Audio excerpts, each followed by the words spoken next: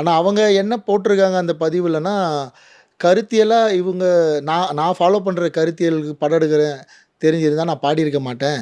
அதனால இந்த பாட்டு பாடுனதுக்கு வருத்தம் தெரிவிக்கிறேன்னு போட்டிருக்காங்க. எனக்கு புரியல. நான் என்ன கருத்தியல் தெரிவிக்கிறேன்? நான் என்ன கருத்தியல ஃபாலோ பண்றேன்? அவங்க என்ன கருத்தியல ஃபாலோ பண்றாங்க? அவங்க இதுக்கு முன்னாடி எங்கேயாவது நான் இப்படியாப்பட்ட கருத்தியல ஃபாலோ பண்றவங்களுக்கெல்லாம் பாட மாட்டேன்னு சொல்லியிருந்தாங்கன்னா, நானும் கூப்பிட்டுருக்க மாட்டேன்.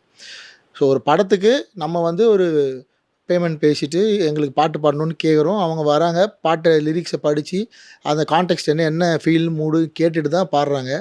ஸோ அப்படிதான் அந்த பாட்டும் பாடுனாங்க. கேட்க ரொம்ப நல்ல பாடல் அது. ஒரு அழகான மெலடி, அருமையான வரிகள், சுத்தமான தூய தமிழ் வரிகள். இது 14ஆம் நூற்றாண்டு கதைன்றதால, அவ்வளோ அழகான தமிழ்ல செல்லுமீரா அந்த பாடல எழுதியிருக்காரு. அவரும் ஒரு புது பாடலாசிரியர் தான்.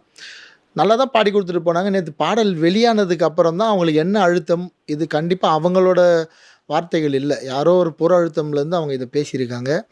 அது என்னன்னு சின்மயி மேடம் தான் எனக்கு வந்து இத சொல்லணும், புரிய வைக்கணும். எப்படி வந்து ஒண்ணுமே புரியாத மொட்டை பெட்டிஷன் மாரி ஒரு வருத்தம் தெரிவிக்கிறேன் சித்தாந்தத்துக்காக அப்படின்னு போட்டாங்களோ, அது மாரி ஒண்ணு இந்த வருத்தத்த திரும்ப பெறணும். இல்லன்னா அந்த ட்வீட்ட டெலீட் பண்ணணும்.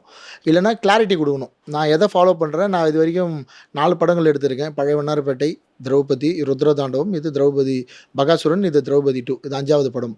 ஸோ அந்த 4 படங்கள்ல என்ன கருத்தியல்ல வந்து அவங்களுக்கு முரண் ஏற்பட்டிருக்கு. எதனால என்னோட பாடல் பாடுனதுக்கு அவங்க வருத்தம் தெரிவிக்கிறாங்கன்னு சொல்லணும். அப்படி இல்லன்னா மக்கள் பெரிய கோரிக்கை ஒண்ணு வச்சிருக்காங்க. நான் அந்த கோரிக்கைக்கு செவிசாய்க்க வேண்டியதா நிலைமைக்கு நான் தள்ளப்படும்